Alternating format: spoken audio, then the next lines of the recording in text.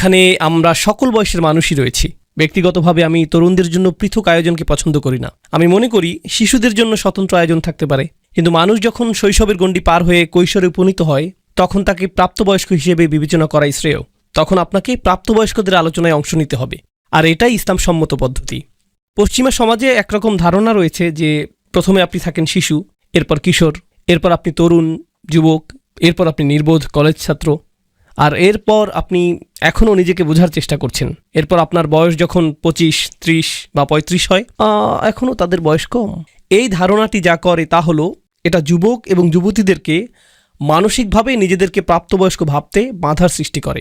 আর তারা নিজেদেরকে এরকম মনে করে যে আমি তো এখনও কিশোর, অথবা আমি এখনও ছোট। তারা নিজেদেরকে প্রাপ্তবয়স্ক হিসেবে মনে করে না। যেভাবে আমি বিষয়টাকে বুঝি তা হলো, যদি আপনি পশ্চিমা মানদণ্ডও গ্রহণ করেন, অস্ট্রেলিয়াতে কত বছর বয়সে আপনি ড্রাইভিং লাইসেন্সের উপযুক্ত হন? 16 বছর। যদি আপনি 16 বছরে ড্রাইভিং লাইসেন্স পান আর এরপর লালবাতি অমান্য করেন, লালবাতি সত্ত্বেও যদি গাড়ি চালিয়ে গেলেন, লালবাতি সত্ত্বেও আপনি গাড়ি চালিয়ে গেলেন, আইন কি তখন আপনাকে 4 বছরের শিশুর মতো বিবেচনা করবে? না, আপনি লাইসেন্সধারী। আপনারা মজার কোনো কথা বলছেন? আপনাদের শেষ হওয়া পর্যন্ত আমি অপেক্ষা করি। কথা শেষ? শিওর? ওকে, কুল। আপনাদের অনেকেরই কিন্তু মনোযোগ নষ্ট হচ্ছে। আমার মনোযোগ নষ্ট হয় না, আপনাদের মনোযোগ আসলেই নষ্ট হয়েছে। আমি আপনাদেরকে এদিকে তাকাতে দেখেছি। তো যাই হোক, বিষয়টা হলো সেক্ষেত্রে আইনের চোখে আপনি শিশু হিসেবে বিবেচিত হবেন না, আপনি প্রাপ্তবয়স্ক মানুষদের মতো বিবেচিত হবেন যে অপরাধ সংঘটিত করেছে। আমাদের দৃষ্টিতে যে এখন একজন কিশোর, সে যদি কোথাও গিয়ে কিছু চুরি করে আর তাকে বিচারকের সামনে উপস্থিত করা হয়, অপরাধটি সেই সংঘটিত করেছে, এই হিসেবেই সে আদালতে বিবেচিত হবে। আর যেটা আরও বেশি গুরুত্বপূর্ণ তা হলো, যদি কোনো তরুণ মৃত্যুবরণ করে আর যখন সে আল্লাহর আদালতে উপস্থিত হবে, এটা এরকম না যে কিয়ামতের দিবসে তরুণ যুবকদের জন্য আলাদা বিচার বিভাগ থাকবে, যেখানে তারা প্রাপ্তবয়স্কদের তুলনায় ভিন্ন হিসেবে বিবেচিত হবে। যখন আপনি বয়সন্ধির বয়সে পৌঁছান আর যখন আপনি শারীরিক এবং মানসিকভাবে সুগঠিত হয়ে প্রাপ্তবয়স্ক হয়ে ওঠেন, তখন আল্লাহর আদালতে এবং প্রকৃতপক্ষে বেশিরভাগ সমাজেই, এমনকি পশ্চিমা সমাজের আইন অনুযায়ীও আপনি একজন প্রাপ্তবয়স্ক। কিন্তু কোনো অজানা কারণে আমরা তাদেরকে প্রাপ্তবয়স্ক হিসেবে বিবেচনা করি না। কোনো অজানা কারণে আমরা আমাদের তরুণদেরকে প্রাপ্তবয়স্ক হিসেবে বিবেচনা করতে অস্বীকৃতি জানাই। কিন্তু আমি সেরকমটা মনে করি না। আমি তাদেরকে শিশু হিসেবে বিবেচনা করি না, আমি তাদের সাথে প্রাপ্তবয়স্কদের মতোই কথা বলি। তাই আমি আনন্দিত যে আমাদের এই আসরে, যেখানে আজকে তরুণদের নিয়ে আলোচনা হওয়ার কথা ছিল, এখানে দাদার বয়সী এবং নাতির বয়সী মানুষ পাশাপাশি বসে আছে। আর এতে সমস্যার কিছুই নেই, এভাবেই এটা হওয়ার কথা ছিল। ঠিক আছে, এখন আমি আমাদের বিষয়বস্তুতে ফিরে আসতে চাই এবং কিছু ভাবনা আপনাদের সাথে শেয়ার করতে চাই। আমার সেই ভাবনাটি হলো একটি সূরা নিয়ে, যা কিছুদিন আগে আমি অধ্যয়ন করেছিলাম, সূরাতুল ওয়াকিয়া। আল্লাহ সূরা ওয়াকিয়াতে বিচার দিবসের দৃশ্যপট বর্ণনা করেছেন। কোরআনের বেশিরভাগ স্থানে যখন বিচার দিবসের বর্ণনা দেয়া হয়েছে, সেখানে এমন মানুষের বিবরণ এসেছে যারা জান্নাতে যাবে এবং এমন মানুষের বিবরণ এসেছে যারা জাহান্নামে যাবে। দুইটি শ্রেণী, তাই না? কিছু মানুষ জাহান্নামে যাবে, আগুনে পুড়বে, কিছু মানুষ জান্নাতে যাবে। পরিষ্কার সরল শ্রেণীবিন্যাস। তো সূরা ওয়াকিয়া যে কারণে কৌতূহল জাগ্রতকারী তা হলো, 2 শ্রেণীর পরিবর্তে এখানে আল্লাহ আমাদেরকে 3টি শ্রেণীর কথা বলেছেন। তিনি বলেছেন, আসহাবুল মাইমানাতি মা আসহাবুল মাইমানা, ডান পাশের মানুষেরা। এরা সেই সকল মানুষ যাদেরকে ডান হাতে আমলনামা প্রদান করা হবে, আর এর ফলশ্রুতিতে তারা জান্নাতের পথে অগ্রসর হবেন, যেটা সূরা তাহরিমে এভাবে বর্ণিত হয়েছে, রব্বানা আতমিম লানা নূরানা, হে আমাদের প্রভু, আমাদের আলোকে পরিপূর্ণ করে দিন, আমাদেরকে জান্নাতের সুদীর্ঘ পথ পাড়ি দেওয়ার সামর্থ্য প্রদান করুন। কিন্তু যেহেতু আপনার আমলনামা ডান হাতে রয়েছে, তাই আপনার ডান দিক থেকে আলো প্রতীয়মান হচ্ছে, সেই আলোর আভা আপনার বুক থেকেও ঠিকরে বেরোচ্ছে। ইয়াসআ নূরুহুম বাইনা আইদিহিম ওয়া বিআইমানিহিম, আর তারা জান্নাতের দিকে বেহেশতের সদর দরজা অভিমুখে হেঁটে যাচ্ছে। তারা হবেন ডান দিকের মানুষ। আর এরপর রয়েছে বাম দিকের মানুষ, আসহাবু শিমালি মা আসহাবু শিমাল, এরা হলো বাম দিকের মানুষ। এটুকু বোধগম্য। কিন্তু এছাড়াও আল্লাহ অস্বাভাবিকভাবেই 3য় একটি শ্রেণী যোগ করে বললেন, ওয়াসাবিকুন আসসাবিকুন, প্রথম সারির মানুষেরা। প্রথম সারির মানুষেরা, প্রথম এবং প্রধান, ভিআইপি সেকশন। আমি চাই যে আপনারা বিষয়টা কল্পনা করুন। বিশাল সংখ্যক মানুষ রয়েছে ডান দিকে, বিশাল সংখ্যক মানুষ রয়েছে বাম দিকে, আর তারপর কিছু সংখ্যক মানুষ রয়েছে যারা একেবারে সামনে অবস্থান করছে। এখানে পেলাম ডান অংশ, বাম অংশ এবং সামনের অংশ। আর সামনের অংশকে আল্লাহর নিকটে আনা হয়েছে, উলাইকাল মুকাররাবুন, তারা আল্লাহর নৈকট্য লাভ করেছে, তাদেরকে অনুপম এই স্থান প্রদান করা হয়েছে, এমনকি বিচার দিবসেও। তো কোন বিষয়টি এই মানুষগুলোকে বিশেষ মানুষে পরিণত করল? আর কিভাবে তারা ডান দিকের মানুষদের থেকে আলাদা? অনেক মানুষ যারা এই আয়াতটির ব্যাখ্যা করেন, তারা চিন্তা করেন মুহাজিরদের কথা, যারা রাসূল সাল্লাল্লাহু আলাইহি সাল্লামের মক্কায় অবস্থানকালে তারা আহ্বানে সাড়া দিয়েছিলেন প্রথম দিকের ইসলাম গ্রহণকারী ব্যক্তিগণ, যেমন আবু বকর সিদ্দিক রাদিয়াল্লাহু তাআলা আনহু, আলী রাদিয়াল্লাহু তাআলা আনহু, প্রথম দিকের মুসলিমগণ, তারাই প্রথম ইসলাম গ্রহণ করেছিলেন। আর আয়াতেও প্রথম সারির মানুষদের কথা বলছে। এর মাধ্যমে অবশ্যই প্রাথমিক যুগের মুসলিমদেরকেই বোঝাচ্ছে। একটু পরে আমরা এই বিষয়ে বিস্তারিত আলোচনা করব। এখানে আরেকটা বিষয় রয়েছে। এই মতামতটি সম্পূর্ণ সত্য না হওয়ার কারণ হল আল্লাহ সূরা তওবাতে একটি বিষয়ের উল্লেখ করেছেন, আস-সাবিকুনাল আউয়ালুন মিনাল মুহাজিরিনা ওয়াল আনসার। তিনি বলেছেন, অন্য সকলের আগে যাদের অবস্থান তারা মুহাজিরদের অন্তর্ভুক্ত, যার অর্থ সেই মানুষেরা যারা মক্কায় ইসলাম গ্রহণ করেছেন। কিন্তু তিনি এখানে আনসারদের কথাও বলেছেন, যারা সাহায্যকারী হিসেবে মদিনাতে ছিলেন। আর মদিনার মানুষদের অবদান এসেছে বেশ পরে। তো এখন আমরা শিখলাম যে সাবিকুন শব্দটি এমন মানুষদেরকে বোঝাচ্ছে না যারা আগে ইসলাম গ্রহণ করেছেন, কারণ এটা সেই মানুষদের অন্তর্ভুক্ত করেছে যারা এসেছে আগে, এবং এটা সেই মানুষদেরও অন্তর্ভুক্ত করেছে যারা এসেছে পরে। তাহলে সাবিকুন বলতে আসলে কি বোঝায়, সেটাই আজকে আমরা কিছুটা বোঝার চেষ্টা করব। একটু আগে ইমাম সাহেব চমৎকারভাবে সূরা হিজরের শেষের কিছু আয়াত পাঠ করেছেন। আমরা সাবিকুনের এই ধারণাটিকে সূরা হিজরের শেষের অংশের সাথে সম্পর্কযুক্ত করব। সূরা ওয়াকিয়ার ছোট একটি অংশ এবং সূরা হিজরের কয়েকটি অংশ। তাহলেই আজকে আমার কাজ শেষ। এরপর আমি কিছু খেতে যেতে পারবো। ওকে, তো এখন আমি আপনাদের সাথে যা শেয়ার করব তা হলো একটি উদাহরণ। গত বছর আমার বেশ কয়েকটি মুসলিম দেশে এবং অমুসলিম দেশের বেশ কয়েকটি মুসলিম সম্প্রদায়ে ভ্রমণ করার সুযোগ হয়েছে। আর আমি সেখানে কিছু বিষয় লক্ষ্য করেছি। এটা আপনার পরিবার এবং সমাজের জন্য সত্য হতে পারে, আবার নাও হতে পারে। ব্যাপক সংখ্যক মুসলিম পরিবারে যা ঘটে যাচ্ছে তা হলো, আমরা আমাদের পুত্রদেরকে লালন পালন করছি নির্দিষ্ট কিছু প্রত্যাশা নিয়ে, আমরা আমাদের কন্যাদেরকে লালন পালন করছি নির্দিষ্ট কিছু প্রত্যাশা নিয়ে। তো আমি আপনাদের একটি উদাহরণ দিচ্ছি। পাকিস্তানে আমি যা লক্ষ্য করেছি সে বিষয়ে। আমি পাকিস্তানি বংশোদ্ভূত, তাই কিছু সময়ের জন্য সেখানে বেড়াতে গিয়েছিলাম। আমরা আমাদের কন্যাদেরকে মেডিকেল কলেজে ভর্তি করার জন্য জোর দিয়ে থাকি। তো পাকিস্তানে অনেক অনেক মেয়ে, লাখ লাখ মেয়ে ডাক্তার হয়ে বের হয়। কিন্তু এটা এজন্য না যে তারা আসলেই ডাক্তার হবে। যখন তারা ডাক্তারি ডিগ্রি লাভ করে, এটা তাদেরকে বেশ যোগ্য বিয়ের পাত্রী হিসেবে তৈরি করে। তো পাকিস্তানে লাখ লাখ তরুণ নারী ডাক্তার হয় এজন্য না যে তাদের মা বাবা তাদেরকে ডাক্তারি করাতে চায়, অথবা হাসপাতালে কাজ করাতে চায়, অথবা গ্রামে প্রসূতিদের সন্তান জন্মদানে চিকিৎসা সহায়তা প্রদান করাতে চায়। যেহেতু গ্রামে চিকিৎসা সেবা অপ্রতুল, কারণটা তা নয়। মূল কারণ হলো মেয়েটির জন্য ভালো প্রস্তাব আসবে, কারণ সে একজন ডাক্তার, তাই না? কেন আপনি ডাক্তার হতে চান? কারণ আমার মা বাবা চান যে আমি ডাক্তার হই, আর আমার বড় বোন ডাক্তার হয়েছে এবং তার জন্য ভালো প্রস্তাব এসেছিল। এজন্যই আমি এটা করছি। ইনশাআল্লাহ আমিও আমার বড় বোনের মতো সফলতা পাব। এই মেয়েরা তাদের বড় বোনদের দেখে নিজেদেরকে তুলনা করছে এবং বলছে যে এটাই সফলতার মানদণ্ড, এটাই আমি অর্জন করতে চাই। আমি যদি এটা অর্জন করতে পারি তাহলে জীবনে কিছু একটা অর্জন করা হবে। তরুণ যুবকদেরকে উৎসাহিত করা হয় ইঞ্জিনিয়ার, ডাক্তার অথবা এই ধরনের কিছু হওয়ার জন্য, কারণ তাহলে তারা ভালো চাকরি পাবে। আর যখন তারা ভালো চাকরি পাবে তারা সম্মানিত হবে।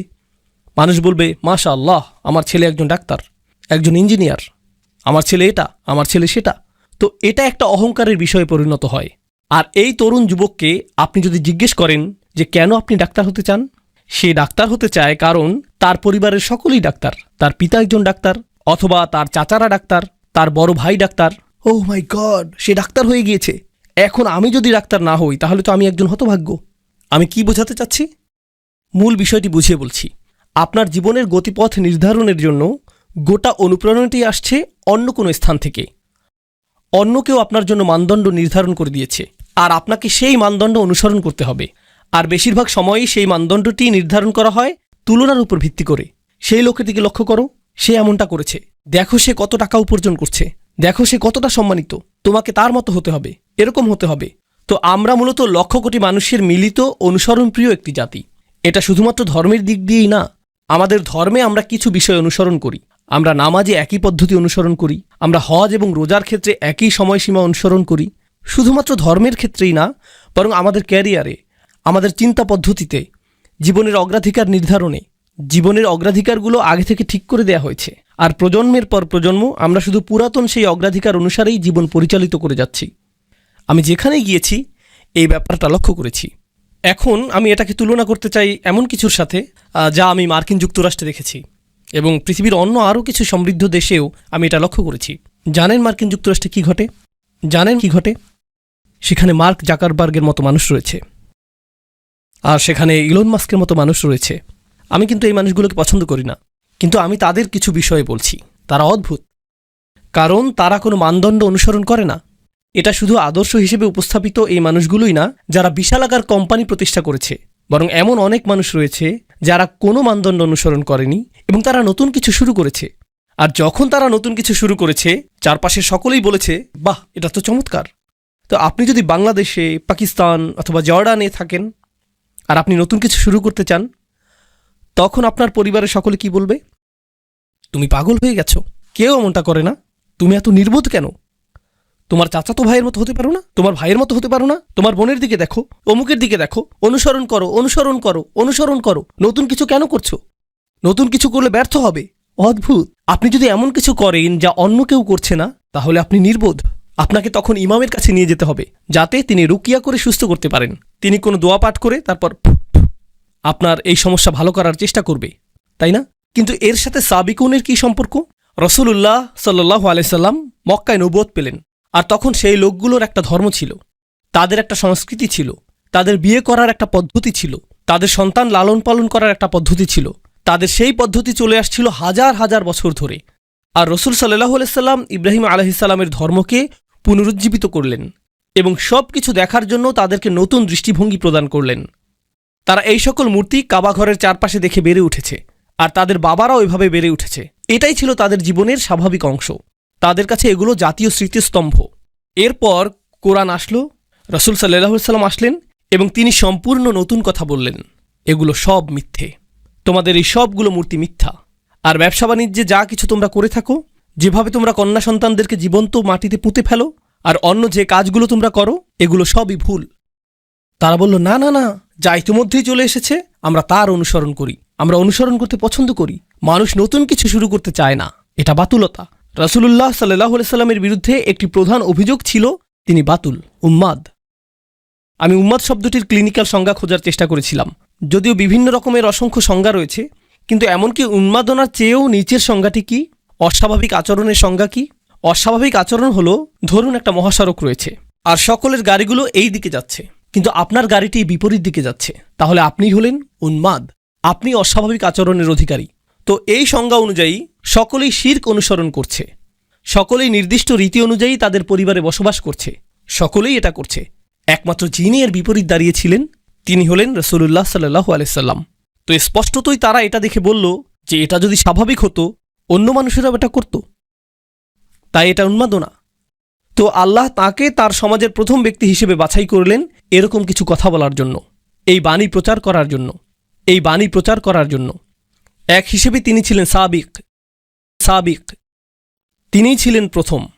সমাজকে চ্যালেঞ্জ করার ক্ষেত্রে তিনিই ছিলেন প্রথম। হেই, চলে আসো ইয়াংম্যান, আসো আসো, সমস্যা নেই। কোথায় যেতে চাচ্ছ? এখানে? কুল, হাই ফাইভ। ওইখানে কার দিকে হাত নাড়ছিলে? কোনো বন্ধুর উদ্দেশ্যে? ও, ক্যামেরার দিকে? ভিডিওতে তোমাকে দেখা যাবে, সেজন্য এখানে এসেছো? এখন আমি তোমার উদ্দেশ্যে হাত নাড়ছি, এখন খুশি তো? ওকে, আমি কি ইসলাম নিয়ে কিছু একটা বলছিলাম? ও সাবিকুন, ঠিক আছে। তো আমি চাই যে আপনারা কল্পনা শক্তিকে কিছুটা কাজে লাগান।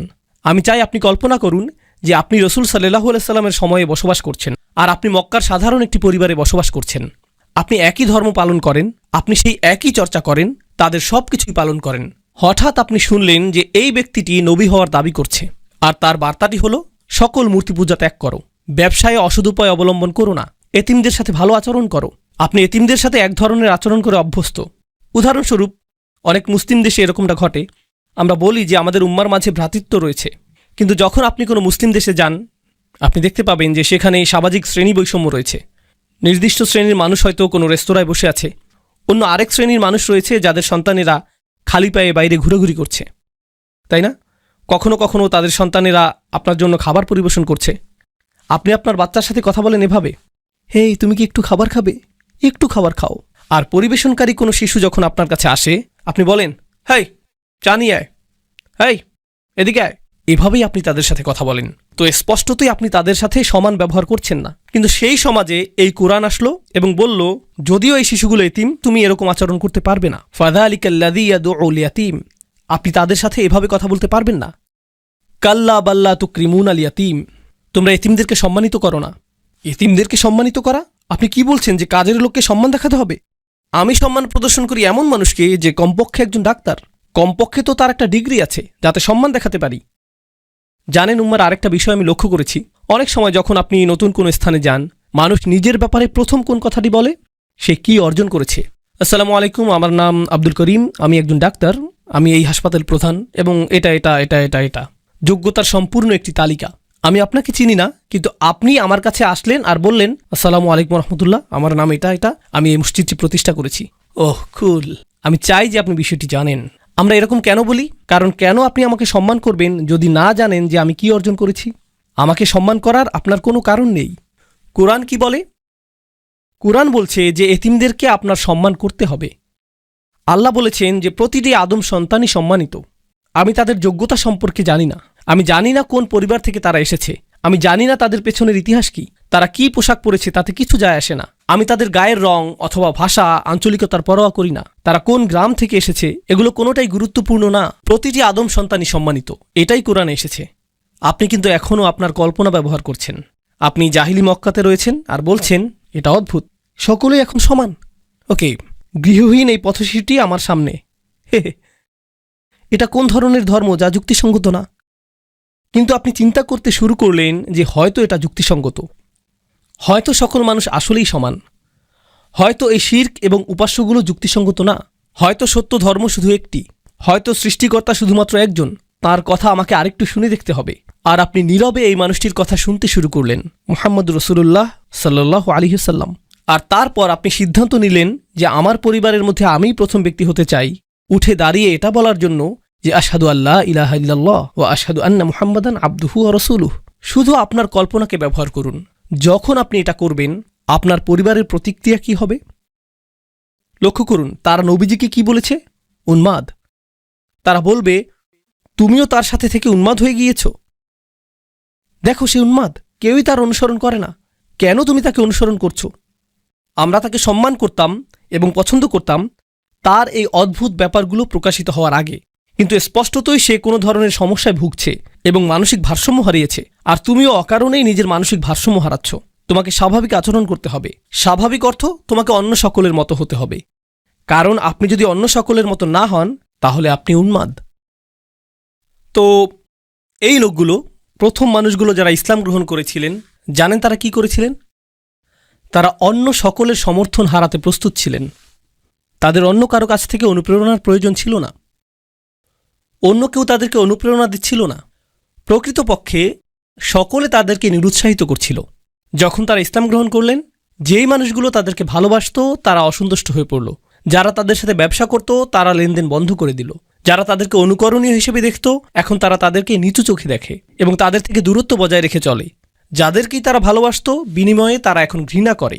তারা বিচ্ছিন্ন, একাকী এবং একঘরে হয়ে পড়ল। এমনকি এখানে শ্রোতাদের মধ্যে অনেক নমুসলিম ভাইদেরও একই অবস্থা, যারা অমুসলিম পরিবার থেকে এসেছেন এবং ইসলাম গ্রহণ করেছেন। তারা নিজেদের পরিবার থেকেও একই রকম অভিজ্ঞতার শিকার হয়েছেন। কিছু পরিবার বেশ ভালো, কিন্তু অন্যরা বলে তুমি এটা কি করলে? তুমি পরিবারটা ভেঙে ফেললে। তুমি কেন স্বাভাবিক না? কেন তুমি এত অদ্ভুত? কেন তুমি শত্রু ধর্ম গ্রহণ করলে?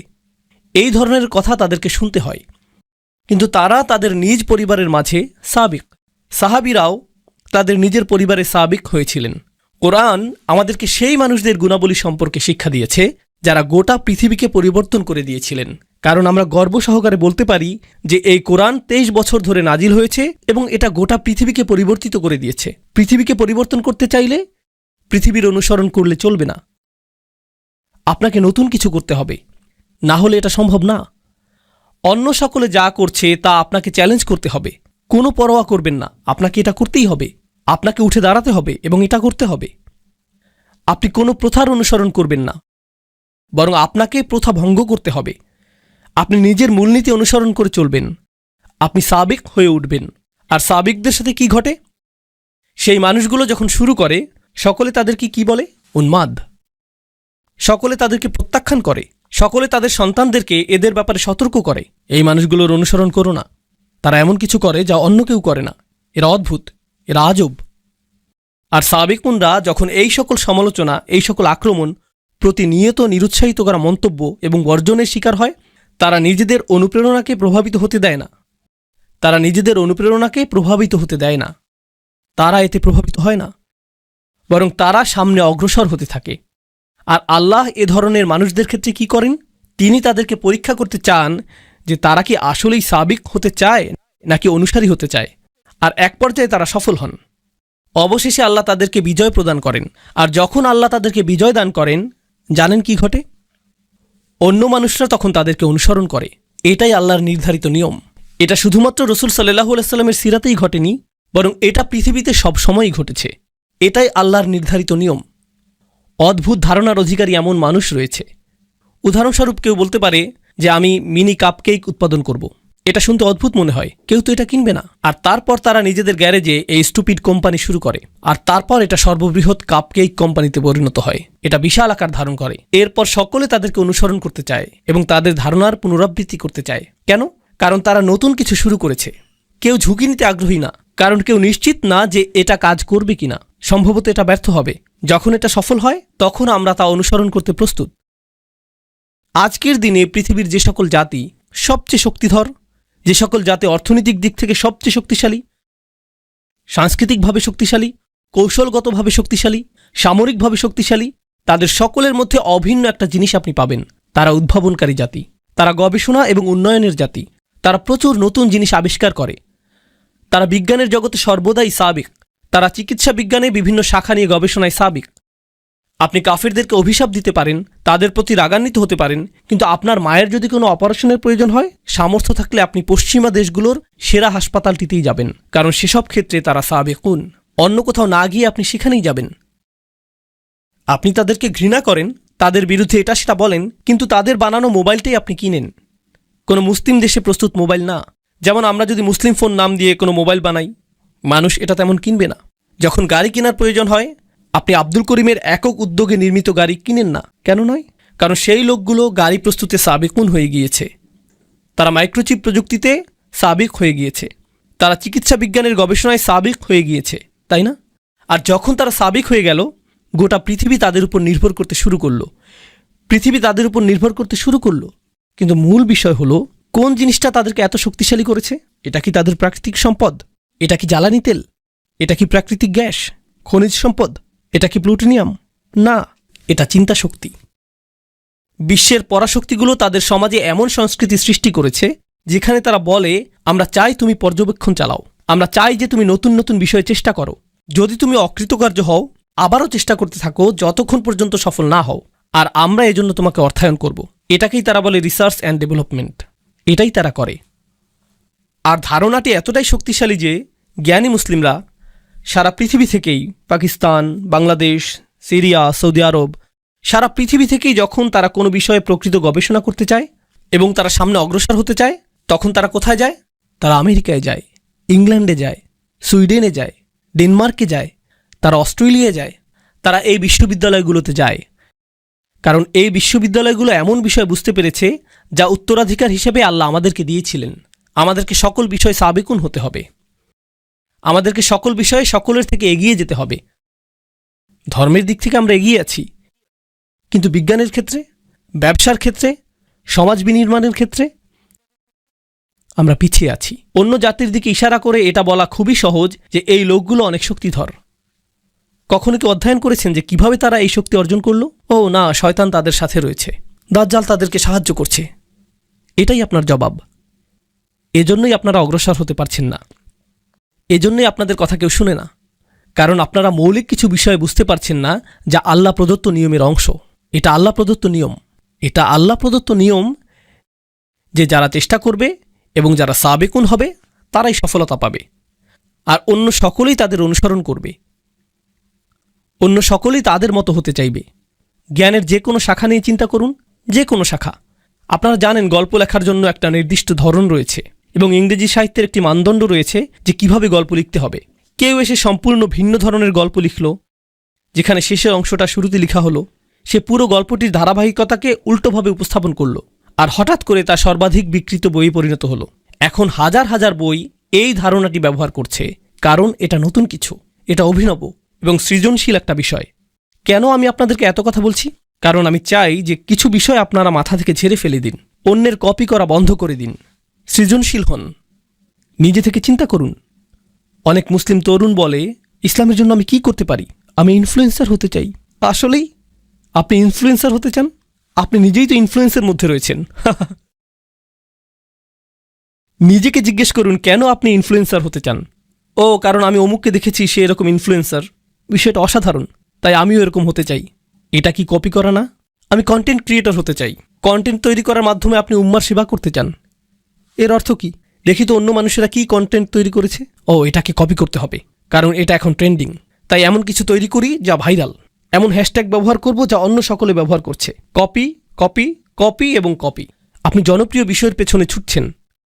প্রযুক্তিগত বিবেচনায় আপনি নতুন কিছু করছেন, কিন্তু মনস্তাত্ত্বিক বিবেচনায় আপনি সেই একই জিনিস করছেন যা হাজার হাজার বছর ধরে করা হচ্ছে, কপি করা।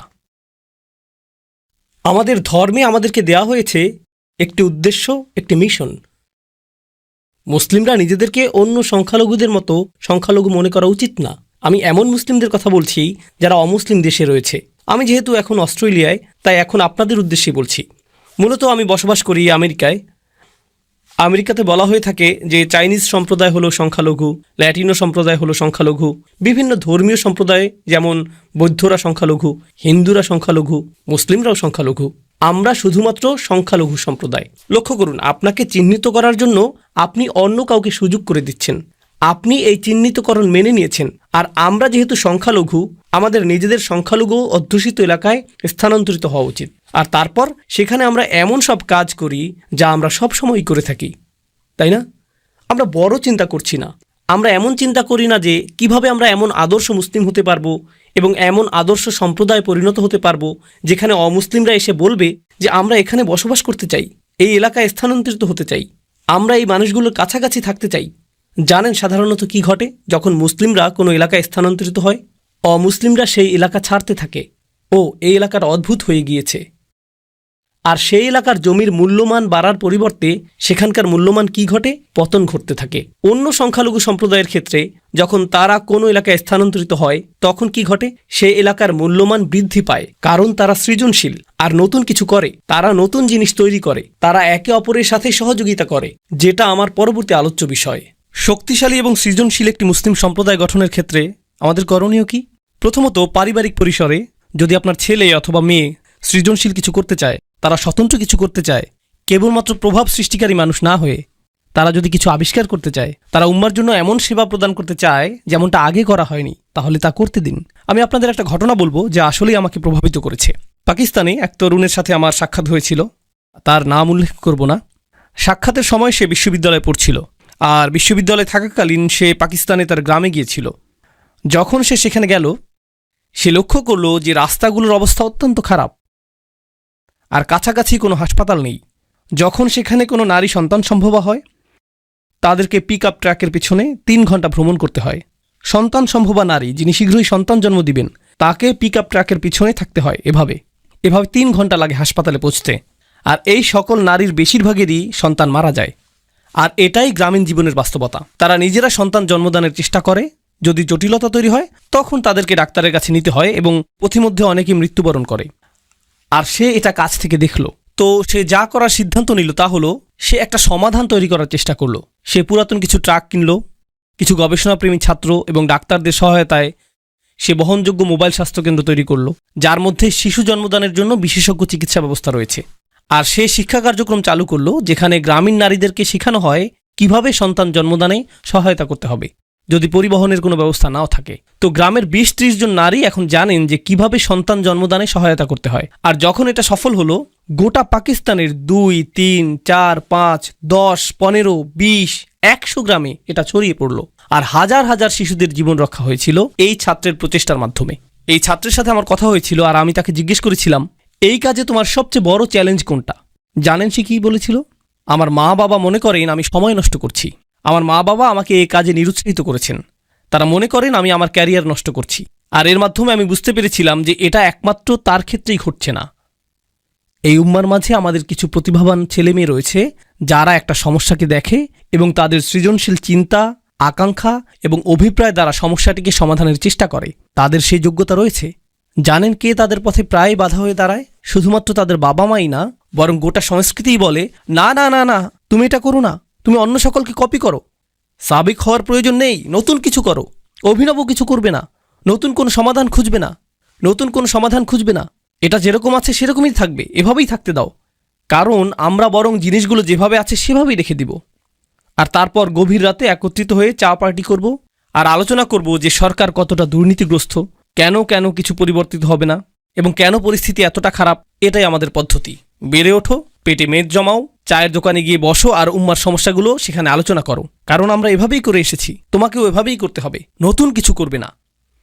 এমনকি আপনাদের এই মুসলিম সম্প্রদায়ের দিকে লক্ষ্য করুন। মাশা আল্লাহ, আল্লাহ এই মুসলিম সম্প্রদায়কে রক্ষা করুন। এই সম্প্রদায়ে কিছু ব্যবসা রয়েছে, কিছু প্রতিষ্ঠান রয়েছে যারা আসলেই কঠোর পরিশ্রম করছে। আর এখানে দাতব্য কিছু প্রতিষ্ঠান রয়েছে যারা হলো এই মুসলিম সম্প্রদায়ের মেরুদণ্ড। আপনারা সকলে এগুলোতে দান করেন, কিন্তু কিছু পরিবার এবং ব্যবসা প্রতিষ্ঠান এগুলো প্রতিষ্ঠা করেছিলেন যারা অভিনব কিছু করেছেন।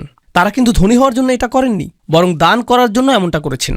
আর যখন তারা এমনটা করলেন, আপনি আমি এটা থেকে এত এত সুবিধা পাচ্ছি।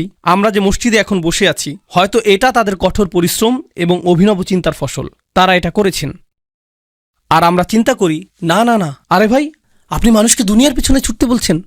এই ধর্মটির মূল বিষয় হলো আখিরাত। কেন আপনি দুনিয়া নিয়ে কথা বলছেন? এর জবাব আমি দিচ্ছি। প্রথম বিষয় আমি বলবো, আপনার একটু কোরআন পাঠ করা উচিত। আর দ্বিতীয় বিষয় বলবো, আপনার রসুলুল্লাহ সাল্লাল্লাহু আলাইহি সাল্লামের সিরাতও একটু পাঠ করা উচিত। জানেন, রসুল সাল্লাল্লাহু আলাইহি সাল্লামের সিরাতের সবচেয়ে গুরুত্বপূর্ণ ঘটনাগুলোর একটি হলো হিজরত। রাসূল সাল্লাল্লাহু আলাইহি সাল্লাম হিজরত করেছিলেন। হিজরত কিভাবে ঘটেছিল বলে আপনি মনে করেন? এর অর্থায়ন কে করেছিল? কে সহায়তা করেছিল? বাহনের জন্য কে খরচ করেছিল? কে নিশ্চিত করেছিল যে রাস্তাটি হবে নিরাপদ এবং গোপন? এর জন্য কি অর্থের প্রয়োজন না? যখন রাসূল সাল্লাল্লাহু আলাইহি সাল্লাম সর্বপ্রথম তার দাওয়াতি কাজ শুরু করলেন, কে এর সহায়তা করেছিল? এমনকি কিভাবে তার দৈনিক আহারের ব্যবস্থা হতো, সেটা কোথা থেকে আসতো? সেটা কি সরাসরি আকাশ থেকে নেমে আসতো? খাদিজা রাদিয়াল্লাহু তাআলা আনহা সহায়তা, আবু তালিবের সহায়তা, আবু বকর সিদ্দিকের সহায়তা, এগুলো কি অর্থনৈতিক এবং ব্যবসায়িক সহায়তা না? আর ব্যবসায় সফল হতে হলে আপনাকে কি সৃজনশীল হতে হবে না? আমরা লাখ লাখ মুসলিম তরুণকে একটা চাকরি পাওয়ার শিক্ষা দিই, যাতে তারা সৃজনশীল মানুষদের জন্য কাজ করতে পারে। নিজে সৃজনশীল হওয়ার প্রয়োজন নেই, নিজে সৃজনশীল হওয়ার প্রয়োজন নেই। ডাক্তার হও, অ্যাকাউন্টেন্ট হও, ইঞ্জিনিয়ার হও, ইঞ্জিনিয়ারিং প্রতিষ্ঠানের জন্য কাজ করো, তাদেরকে অর্থশালী করো, তাদের ব্যবসাকে বড় করো। আল্লাহ আমাদের নিজেদের ক্ষমতায়নের কথা বলেছেন, মৈত্রী সম্পর্ক তৈরির কথা বলেছেন। মৈত্রী সম্পর্ক অর্থনীতি এবং ব্যবসা বাণিজ্যের মাধ্যমেও সৃষ্টি হয়। কোরআনের মনোরম একটা বিষয় হলো, আল্লাহ বলেছেন, ওয়াল্লাযীনা কাফারু বা'দুহুম আউলিয়াউ বা'দ। কাফিররা একে অপরের মিত্র, কাফিররা একে অপরের মিত্র। আর ওয়াল মুমিনুনা ওয়াল মুমিনাত বা'দুহুম আউলিয়াউ বা'দ। মুমিন পুরুষ এবং নারীরা একে অপরের মিত্র। কিন্তু তিনি এই আয়াতটির শেষে বলেছেন, ইল্লাম তাফআলু তাকুন ফিতনাতুন ফিল আরদ। তোমরা যদি এটা না করো তাহলে পৃথিবীতে ফিতনা সৃষ্টি হবে। যদি তোমরা মিত্র না হও, যদি তোমরা পরস্পর সহযোগিতা না করো, যদি তোমরা বৃহত্তর প্রতিষ্ঠান এবং সমন্বিত বিনিয়োগ সৃষ্টি না করো, তাহলে পৃথিবীতে বড় ধরনের ফিতনা সৃষ্টি হবে। আমাদেরকে এখন মসজিদ নির্মাণের বাইরেও আরও চিন্তা করতে হবে। আমাদেরকে দাতব্য প্রতিষ্ঠান নির্মাণের বাইরেও আরও চিন্তা করতে হবে। আমাদেরকে শক্তিশালী ব্যবসা প্রতিষ্ঠা করতে হবে, সর্বোত্তম বিশ্ববিদ্যালয়, সেরা সব প্রতিষ্ঠান। আমাদেরকে অনেক অনেক অনেক বড় চিন্তা শুরু করতে হবে এবং পরস্পরের মাঝে মৈত্রী নিয়ে নতুন করে চিন্তা করতে হবে। কিন্তু এটা করার জন্য আমাদের নিজেদের মাঝে তুলনা করা বন্ধ করতে হবে এবং একে অপরকে ধ্বংস করা বন্ধ করতে হবে। সংক্ষেপে আরও কিছু কথা বলবো এবং এরপর সূরা হিজরের শেষের দিকের আয়াতে যাব, যেরকম কথা আপনাদেরকে দিয়েছিলাম।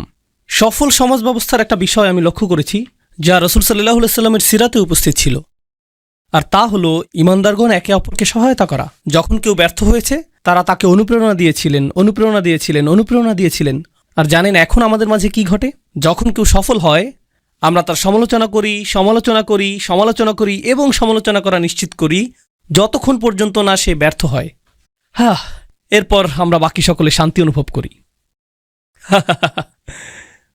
সফল সমাজ ব্যবস্থা ব্যর্থ মানুষকে গ্রহণ করে এবং তাদেরকে বারবার চেষ্টা করার জন্য অনুপ্রাণিত করে, যতক্ষণ না তারা সফল হয়ে যায়।